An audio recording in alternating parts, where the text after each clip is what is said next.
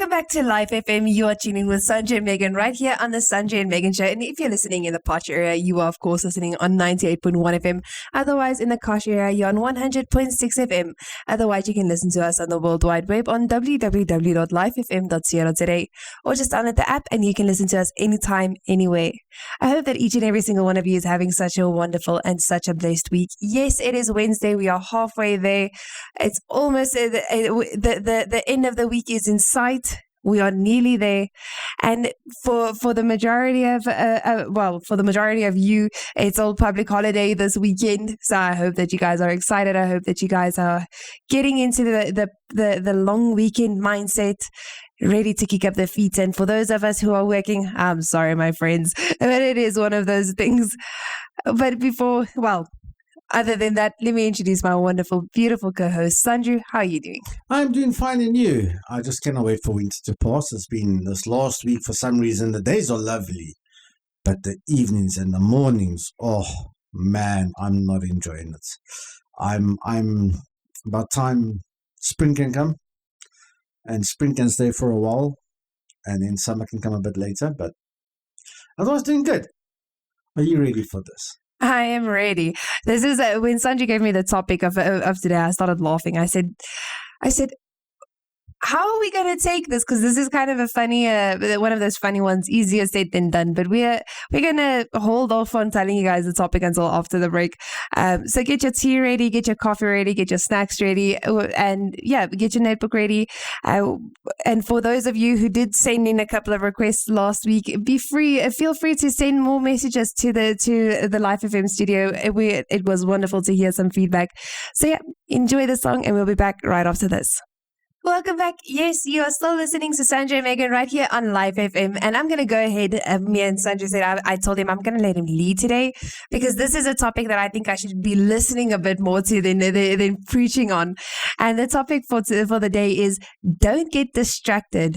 Again, this is something I feel is much easier said than done. But I'm going to say, Sandro, take it away. Yeah, it's a lot easier said than done. And this is one thing that you got to learn. This is one thing we all got to learn. And I got the topic and then I was like getting verses. When I got the verse, I'm like, this is actually more for me than for any one of you. So I'm going to be probably talking to myself here more than what I'm going to be talking to you guys. Megan's laughing because she's also knows she's going to, whatever she's going to say, she's going to be talking to herself. And I hope you guys are talking to yourself about this because we get distracted quite easily. And that's unfortunate. And actually, sometimes, a lot of the times, it's actually a ploy from the enemy. And I want us to focus because we can get distracted in a lot of areas in our lives. Actually, in every area of our life, we can get distracted. And we're going to talk about it a bit more. But before I get there, the verse that prompted this on was Hebrews 12. Now, verse 1 and 2 says, therefore, since we are surrounded by such a great cloud of witnesses, let us throw off everything that hinders and the sin that so easily entangles, and let us run with perseverance the race marked out for us, fixing our eyes on Jesus, the pioneer and the protector of faith. For the joy set before him, he endured the cross, scorning its shame, and sat down at the right hand of the throne of God. And then you can go carry on reading verse 3 and verse 4. But Meghan, how are you doing today? You're looking beautiful today. How's your day? I'm having a great day. Thank you for asking. I'm sorry. I got distracted. But you see how easy it is, guys. I just gave that example. I'm busy with this, read the verse, and all of a sudden, I just look at her and I'm just starting to talk to her. And we get distracted. We get distracted so easily. Now, verse 1, it says there, let us throw off everything that hinders.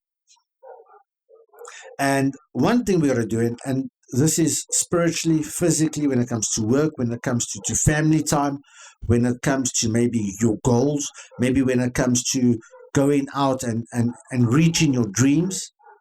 You know what? This affects every area of us. And we should have a more, Christ-like mind, or so say a more heavenly set mind, is once we set a goal, we should chase it. Because God tells us He puts the dreams in our hearts. He puts everything in our hearts for us to go chase and for us to go live out. It's a journey, and yet we get distracted so easily. We see this with so many. So I mean, I can just see this with myself. A lot of times, well, the big thing about me is I don't like reading. I know I've got the Bible app on my phone, but I struggle on my phone. I use it obviously just for quick reference here and there while you're talking to people, but I don't like having my phone when I'm busy doing sermons. I don't like having my phone when I'm doing messages with a radio show. Even when I'm doing a cell group, I don't like having my phone with me because I get distracted so easily. Why? Because it will be quiet the whole day. And then just as you start, and then all of a sudden this one phones you, that one phones you, here's a message here, and here's a message, and here's a message from someone you haven't heard from in 5 years, and you get so distracted.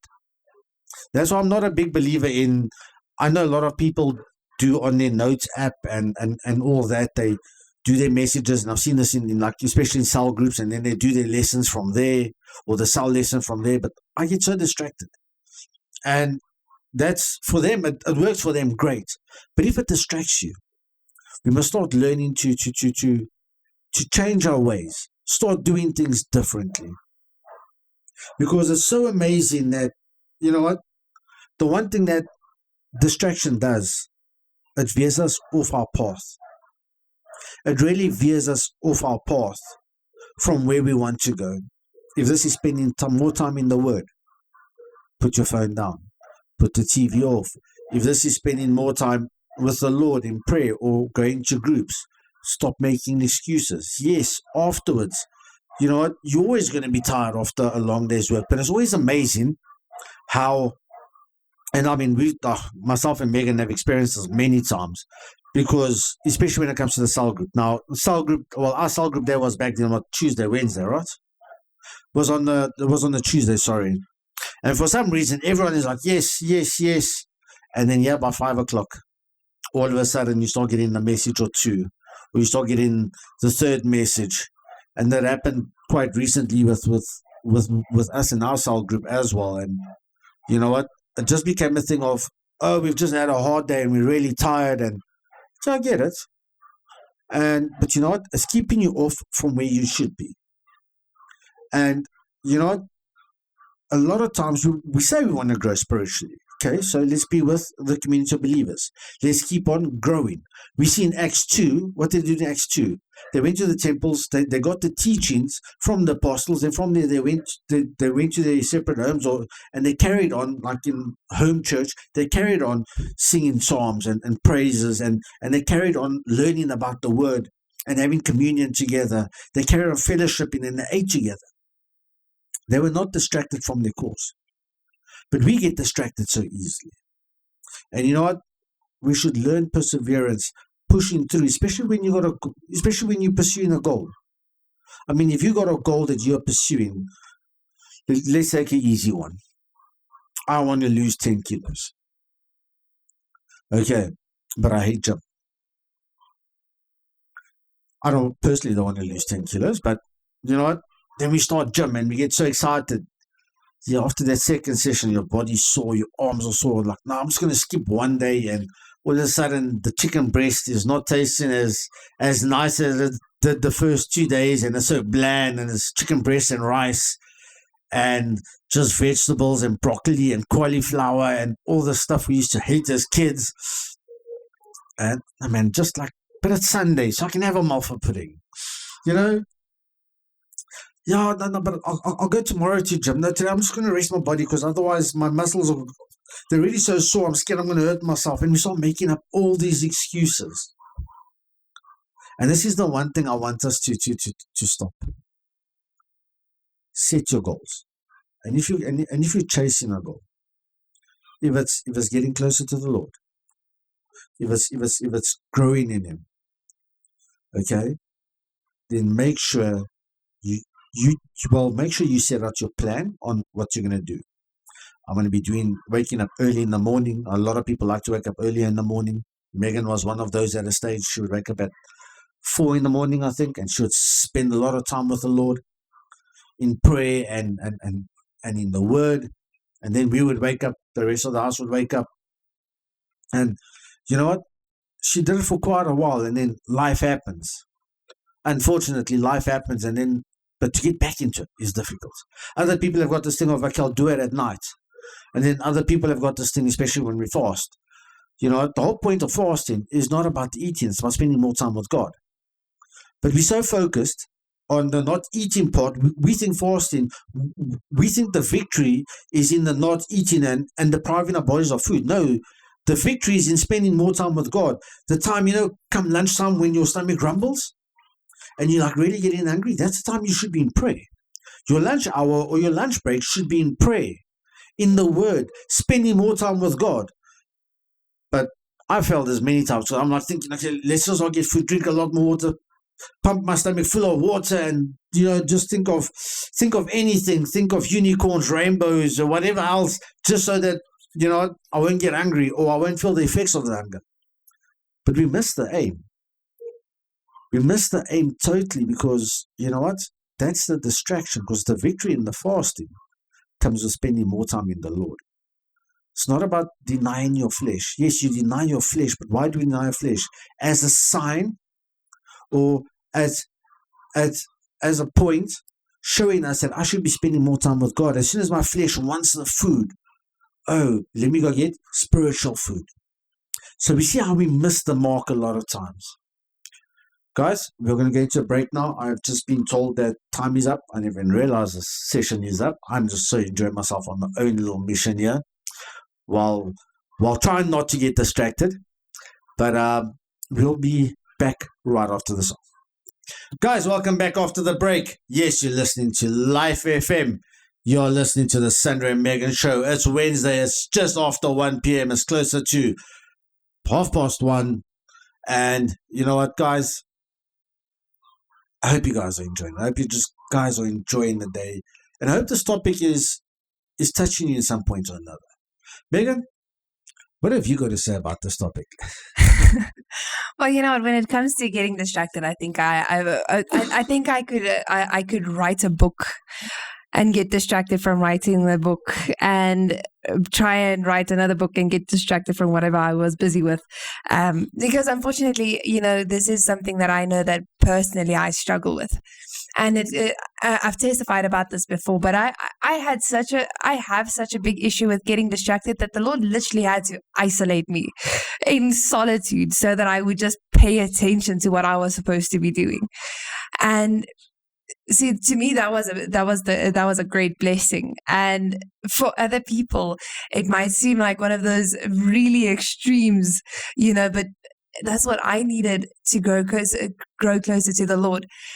Again, when it comes to our relationship with God, and I think Sanjay said it so nicely, is a lot of the times we'll have it in our minds. And see, I even stopped saying it out loud, like, I'm going to go spend an hour in prayer or in worship. I'll sit outside and I'll think to myself, I think I'm gonna go spend an hour, and I won't say this out loud.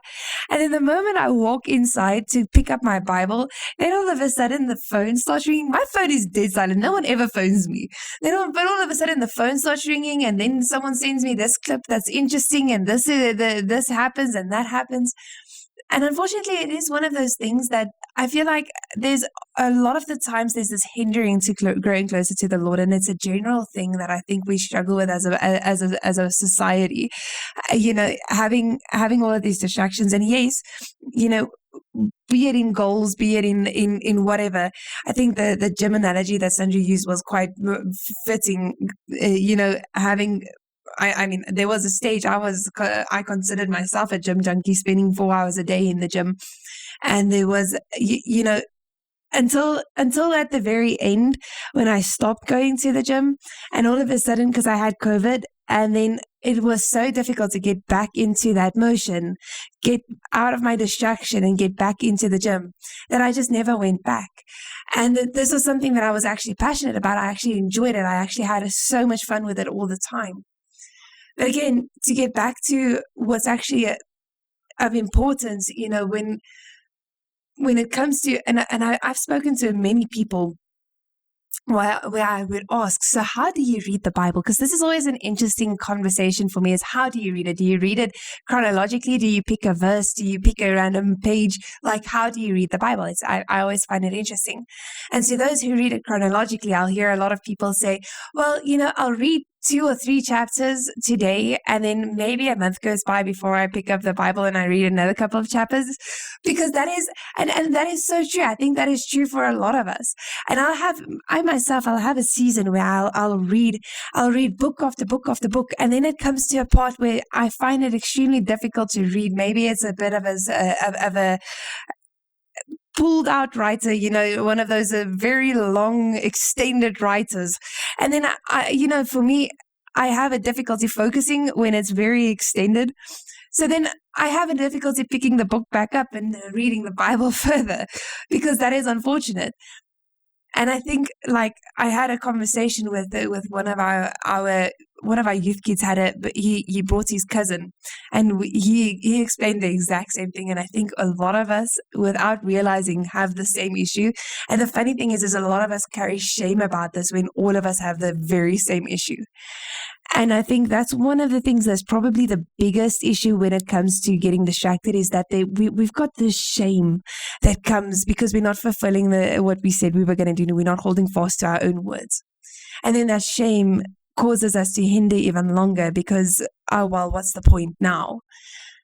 And, if you're in this position, and whether it's with your Bible, whether it's with your job or whatever goals it is that you have, and there's something hindering you because you're getting distracted and you're feeling shameful about it, I just want to remind you, we are all human beings, and all of us get distracted really easily. And it's not your fault. It's just literally the way that we are.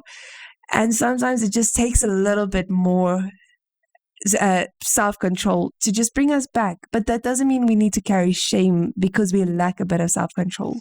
You see, one of the fruits of the Spirit is self-control and perseverance. Is keep on running the race. The words that says here, that said verse 1, halfway through verse 1, it said, let us run with perseverance the race marked out for us.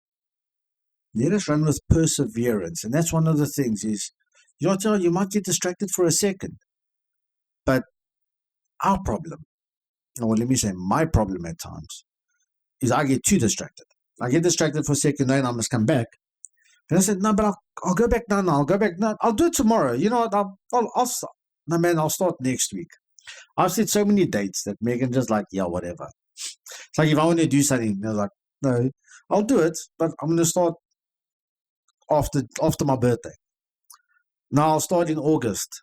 In fairness, I didn't say a year. In fairness, she's looking at me. She's already judging me. Look at those looks that I'm getting. I'm getting so judged. Yeah, guys, you guys must pray for the judging out of us.